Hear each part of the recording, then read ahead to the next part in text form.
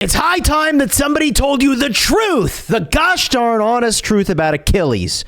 So your boy Cheese over here is going to do it. And I'm going to do it not based off of my own insights, but based off of the insights of other people. And I'm not even kidding. Look, this in the literature is what you do. You call it a meta-analysis. Okay. When you look at all the hard work that other people have done and you smash it all together in one video, and you're going to get so much value from this that you're going to throw a like on here and you're going to consider subscribing to the channel, because all of the people that I reference in this video, I'm going to link down below in the description and in the pinned comment. So you go check them out. In fact, I want you to go check them out. Go look at the original source footage because it's going to blow your mind. Now, someone has to tell you the truth about Achilles.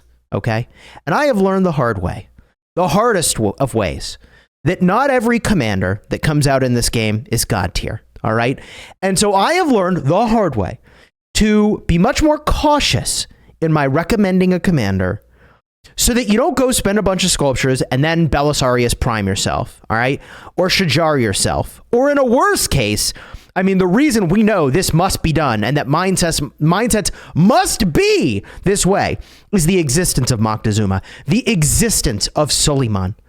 There's no reason for these commanders to exist. Not really.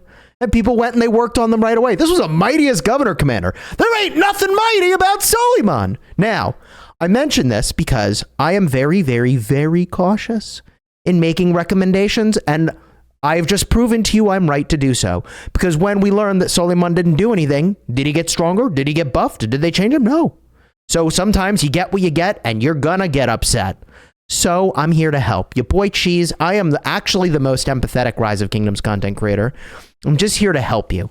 And I'm not here to waste your time, even though I spent the last 5 minutes talking about what might seem like nothing. I'm actually just making sure that you're locked into the idea that when a commander releases, you need to be cautious. And unless you're the big Kraken who doesn't give an F about whether or not the commander's any good for you and your roster, okay, max him right away if you don't care. Sure, if you're the big Kraken, you do it. Max him. Go for it. But if you're not that big Kraken, and 99% of players, more than that, are not, chill. Wait till we see more information, okay? So, the TLDR of this video is going to be the same thing I said before, is that even though there's a lot of things to be excited about Achilles, chill, bro. The truth about Achilles is chill. Depending on how many marches you have, just chill. We gotta see. New calves are less than a month away, bro. Chill out. All right, now here's why I'm excited about Achilles. And if you're subscribed, you know, you could just be using the timestamps to jump to the cool parts. Okay. The first thing I saw that was absolutely busted, that blew my mind, was Big Kane. I dropped into his stream because he said Sargon is back, and I was like, ain't no way. I saw some thumbnail. I was like, ain't no way. And then I saw. So the way Sargon works is he makes it so that whenever this commander's troop launches a basic attack, you have a 100% chance to deal 500 damage factor for the next 5 seconds. As it turns out, the area of effect damage from Achilles is a basic attack. Combo attacks are basic attacks. And he does 2 of them, which means you're getting an extra 1,000 damage factor, that's 500 twice, onto 5 targets, and it doesn't get diminished because it's single target damage, not AOE damage. That's the Sargon damage I'm talking about. So Sargon is going to issue 5,000 extra damage factor of AOE goodness if you're hitting 5 targets. That's 2 combo attacks per target, and then 2 extra Sargon triggers on top per target. God damn, that's crazy. So you gotta, whoopsies. Oh my God. No, don't cancel the trial. Jesus. So to do that, you have to use Sargon as the primary. You miss out on some Cavi goodness. Okay. You're missing 40% attack. That's a big deal. You're missing 10% health when you're outside of territory. You're missing 20% march speed. That's a big deal. You know what else is a big deal? 1,000 damage factor per target bonus. And the fact that this lasts for 5 seconds, and the fact that this can trigger all over again, which is actually insane. You can trigger the active skill all over again because of the expertise. It is a very interesting proposition. Does this mean you should go max Sargon? Oh my God. Should I max Sargon? No! Jesus, no! Chill, bro. Only because I am the most empathetic content creator for Rise of Kingdoms, and definitely not copying Asmongold in his declarations in any way when I say that. Because I am the most empathetic, I'm just letting you know this is really interesting, but don't you dare go max Sargon because you're now. Don't max him now because you think it might be good. Jesus, wait till people show the open field reports. Let some dumbass like me go run around in the open field and get a report with it before you go max him. Don't look at some ARC test and be like, I'm maxing him now. I'm not saying it's not helpful. I'm just saying, yo, curb the enthusiasm so you don't. It's 2025. It's almost 2026. Don't you dare go max Sargon now. All right, just chill. Okay, I'm just telling you that is a really neat interaction. Now, I pointed out to Big Kane. I was like, "Ooh, look at me! I'm so smart." What about Freddy? Freddy does 800 damage factor and has a 100% chance to trigger when you expertise him. But he already had thought of this, and he pointed out that this only triggers like it's either once per second or maybe it was only once per target per second. It doesn't really work the way that we want it to work. Okay.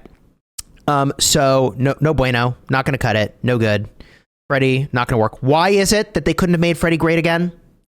I don't know, but they didn't. But currently Sargon do be doing the crazy stuff. And the funny thing is that when he does this skill damage to people, whenever their troop deals direct damage, it's not only is he doing huge damage with Achilles, he's also going to be debuffing everybody to take more skill damage, which is hilarious. In a QSH meta, that is funny and functional. Bro has, style and function. Crazy. Absolutely crazy. Wow. So, really interesting. Big Kane. Checked out his stream. I'll have a link to that down below in the description. This is a meta-analysis. We're evaluating other people's stuff. Shout out Big Kane. Next thing we got to go and get a look at, all right, is to say, okay, well, Chisgule learned something else very interesting. And this was in a Billet video. Okay, we rated Billet the other day. Billet pointed out that this triggers probably less than you would think, the 2,500 damage factor, but it's reducing a total of 2,500 damage factor of damage. I'm really not sure exactly how that works. Like, does it count the damage factor as enemies' damage factor? Or like, does the factor somehow relate to your troop count? Probably not. The running theory seems to be that it's enemies damage factor dealt. But like the weirdness is if you have literally one troop left in a Huo march and it does 2,700 damage factor to you, does that one active skill? No, it wouldn't, because it's mitigation. It's damage mitigation. But like, there's a little bit of confusion on my part on how this works exactly, but it could be that if lots of low health marches are attacking you, that you're going to do lots of AoE damage. I'm not convinced. Only when we see this really going will I believe it. Seeing is believing. Believing in open fielding is believing. And maybe if we set up an ARC test with like 30 people on each side and we run it around and like maybe we could glean this. I do think he's going to be great in the open field. I don't want to seem like I'm hating on Achilles. I'm just saying there's going to be a new commander in like 2 weeks after this one shows up, presumably. I don't know. When are we getting him? At the end of the 4 days? That would be very logical. If at the end of the 4 days, 4 days, 10 hours at the time of this recording, then he shows up for purchase, right? Because like you trialed him and then you buy him, try and then buy. Usually you support something a little more impulsive. It's like try it and buy it right away. Like you could buy it now, but whatever. So all that to say, if a new commander's showing up and we just got QSH level of power for archers, like, don't you want to see if we're getting QSH level of power for the next cav? And I don't think this is QSH level of power. I'm not convinced. I think it's good. I think it does well. And, obviously it does well in Canyon because it's a circle AoE. Like, obviously there's a million situations where that pops off, okay? It's great damage. It makes combo great again. I'm there, okay? I'm there. Cool. The other thing I got from Billet was an evaluation of what accessories do you put onto these commanders, okay?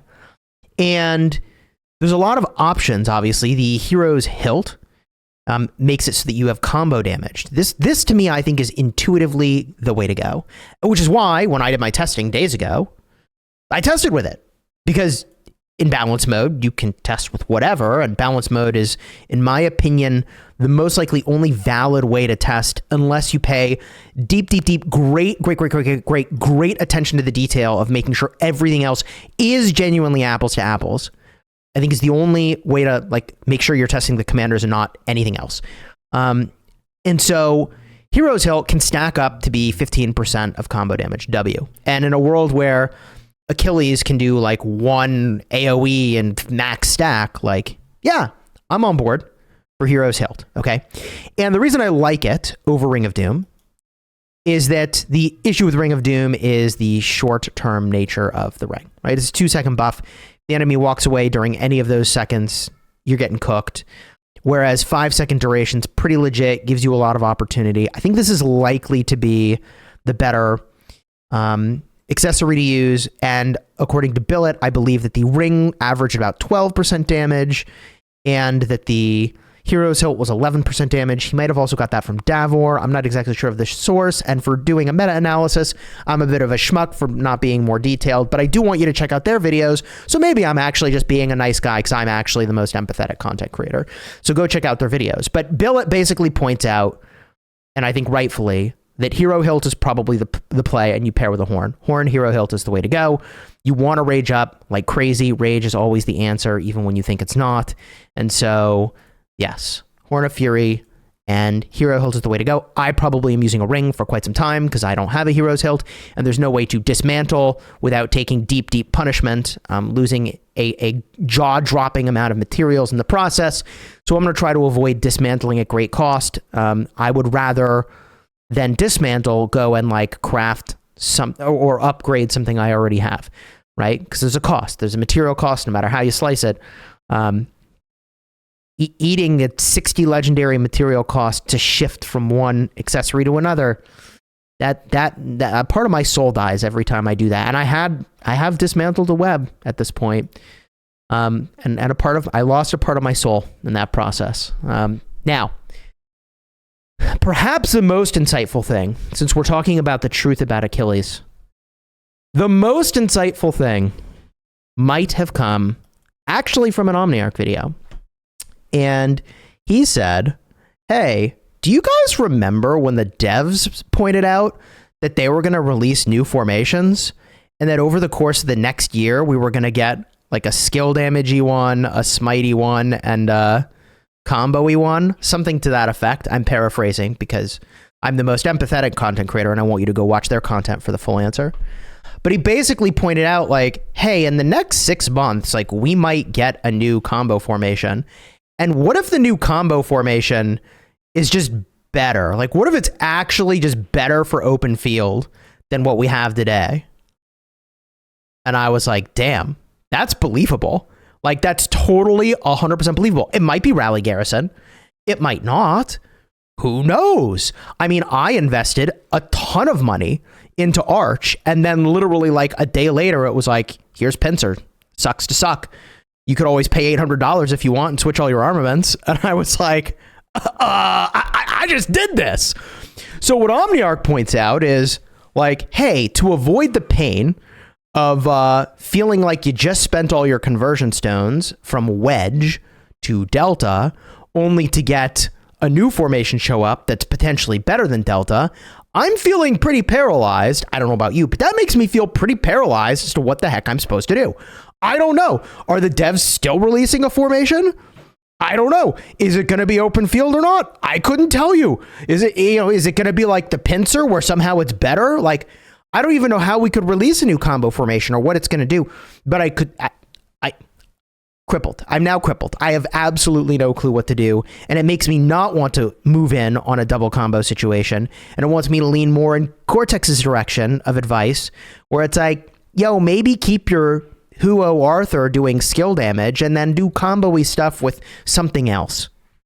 Could be new commander that shows up in like 2 weeks, 3 weeks from now, but like 2 weeks after Achilles is in game or whatever. We're getting a new commander, which is also something Omniarch pointed out. He's like, yes, exactly in the middle of November. If it's on wheel cycles and predictable, we should expect it. Alternatively, it might be late November, I think. But like November, it's coming November. So, you know, if all that's true, just chill, which is exactly what I said, by the way. What I said for most people, especially if you have one cav march, is to just wait. Now, if you have two cav marches, the thing that's a little different is now even then I'm like crossing my arms and scrunching my brow and getting all old and grumpy. And I'm like, well, gosh, like, I don't know what direction they're going to send the meta, but the last thing I want to do is like cough up another $800 for potentially 2 accounts to switch my armaments again. And it could be less than $800. $800 is like the max cost, I think. If like every one of your armaments is legendary, it's like 40 conversion tokens or whatever. You know, for me, it would be less than that depending on the situation, but like still, it's like a lot of money. And you know, long ago, I feel like an asshole every time I say this, but like long ago, I said that the most impactful thing for the state of the game would be if someone with a psychology background got involved. But like, you know, I still sort of feel like it's not very fun to pay $800 to avoid losing relevance on things I've already purchased. You know what I mean? Like, it's not like I'm getting something good. I'm avoiding losing something I already had, which is not the same feeling, right? So it's like players gave the feedback that they felt like they were opening armaments and not getting anything. And I will give the feedback that like buying bundles to switch my formations around feels like I'm spending money but not getting anything. I'm just like retaining what I already had. And this is like an intro psych lesson. I learned this. It's funny. My childhood best friend, one of them, who unfortunately, like, we've just completely disconnected. And I even reached out to him the other day. I was like, hey, like, what happened, man? Like, I invited you to like all these things and you just stopped showing up. What's going on? We good? What's going on? But one of the things that he said to me long ago that was so valuable, he's like, Chisgule, trust me. Intro psych is going to be the most important class you take in college. And it's so true. But like loss aversion is a real concept and it would forever change the state of the game. Right? So I'm going, if at all possible, I want to avoid all this circles back. I want to avoid having to convert formations only to convert them again a couple months down the road, maybe. And that pain is so real for me that I'm very, very worried, anxious, and cautious. So because I'm trying to get value and smash enemies around here, okay? And spending $800 only to spend it again a few months later because something else showed up, that's not value. That ain't value. So I think unironically, the most useful piece of advice and caution and warning might come from Omniarch's video, where he points out, like, buyer beware, you're gonna switch your armaments and maybe you gotta switch them again, maybe you don't, who knows? And I'm like, just shoot me, right? Coming from a guy who has leadership gear on 2 accounts, just end it now for me. Gosh darn it. Is it believable that you could go in a direction and that direction is not supported anymore? Yes. So I'm gonna pump the brakes and I'm gonna wait. And we're going to see, like, okay, like, what's it going to be with formations and what's it going to be with the new commander? Now, all that said, the truth about Achilles is that I think he's very good. I think there are ways in which he is better than I expected. And it really doesn't matter how good you think he is or he isn't. Whether or not you think he's got the longest neck you've ever seen or the shortest, tasseliest shorts in the front that you've ever seen, in a way that is honestly, now that I look at it, like, I was distracted by his neck, but now that I look at his legs here, oh my God, brother, like really? Like, couldn't you, like, I would just extend this by just don't, like, what if he gets excited? Like, we're gonna have a situation on our hands over here. The bro is, okay, I gotta stop. I have to stop. I just gotta cut myself off. Leave the horns on your helmet. We don't want to see them anywhere else. Okay? I have so many jokes that I'm keeping every one of them bottled up. Oh my gosh. Yeah. So anyways, Achilles is going to be good. And it doesn't matter how good he is because new commander is going to show up in 2 weeks. So you got to wait for that. Especially in the context I think Omniarch provided where it's like, and you might get formationed on in like 6 months or less. It's like, okay, yeah, that would kind of be painful. So I like avoiding pain. I do. So I think I'm leaning in the guidance that Cortex gave, which is like for a 2 March Andy over here, which is what I am for calves on my main account, my big account. I'm going to maybe try to stick with Wedge, as painful as that might be, before I go to Echelon.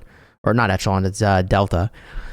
I probably said Echelon 6 times in this video. Whoops. But before I go to Delta, because it just would suck for that to change again. And I don't even know if that is what it's going to be, which is unfortunate. Like, what would be really cool if the devs are like, yes, here's the schedule for the formations, and they're either open fieldy or they're garrison-y, rally, or what should I be expecting as a player so that I can not have to go max this bundle and feel like I got to spend $800 to just retain what I have already obtained for these conversion stones. But on a positive note, you should, I think, depending on your level of spend, always be buying this bundle at least up to the $50 tier, possibly including the $50 tier, depending on your situation, every single month, because it's cheaper dollars per conversion stone. I believe it's the same number of conversion stones as you get passports in the passport bundle, if I'm remembering correctly, except no, it starts at $10 instead of starting at $5. Jesus. Yeah, anyways, that's right. And then after this, I think it jumps from 3 to 5 for conversion stones.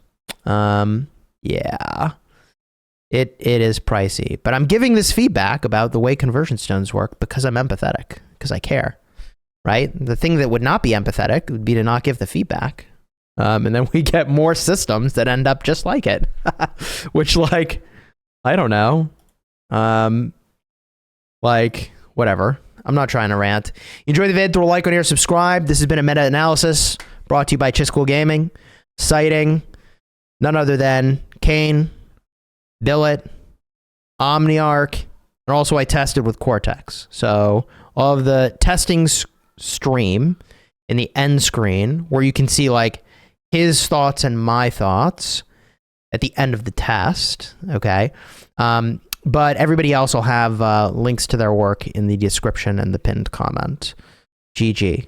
All right. Until next time, you have fun, smash your enemies, and do me the favor. Like, could you leave a comment and let me know if you think this style of video was helpful? I know I'm like kind of giving you a little bit of like a little bit of a blue ball situation by not showing like the Sargon stuff and like showing a few things, but I want you genuinely to go check out these other creators. So like, yeah, I did that, but like, you tell me if it's terrible or if you were more inclined to go check out their stuff and see what they're up to. All right. Now, for real, I'm out. Until next time, you have fun smashing your enemies. Take care. See you in the next one.